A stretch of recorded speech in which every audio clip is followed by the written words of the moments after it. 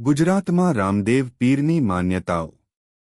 ગુજરાતમાં રામદેવ પીરને રામાપીર તરીકે ઓળખવામાં આવે છે. તેઓને હિન્દુ અને મુસ્લિમ બંને સમુદાય ખૂબ શ્રદ્ધાથી માને છે.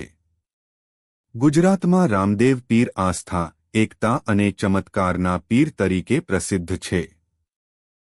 એક દુઃખ દૂર કરનાર પીર.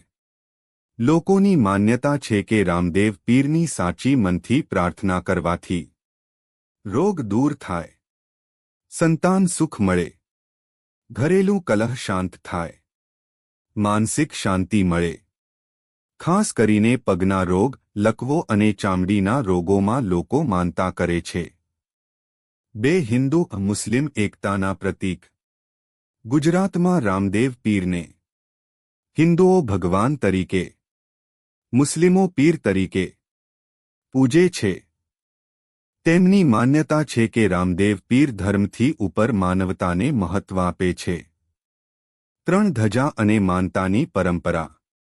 ગુજરાતમાં રામદેવ પીરને ધજા ચડાવવી, નારિયેળ ચડાવવો, પગપાળા યાત્રા કરવી એ ખૂબ સામાન્ય માન્યતા છે. માનત પૂરી થાય પછી લોકો ધજા ચડાવે છે. ચાર ઘોડા પર સવાર રૂપ. રામદેવ પીરને સફેદ ઘોડા પર સવાર રૂપમાં દર્શાવવામાં આવે છે. માન્યતા છે કે તેઓ દુષ્ટ શક્તિઓનો નાશ કરે છે અને ભક્તોની રક્ષા કરે છે. 5 લોકગીત અને ભજનની પરંપરા.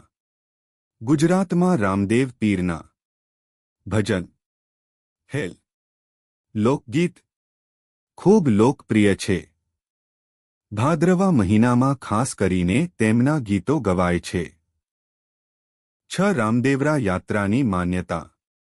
ઘણા ગુજરાતીઓ જીવનમાં એક વાર રામદેવરા, રાજસ્થાન જવાનું પુણ્ય માને છે.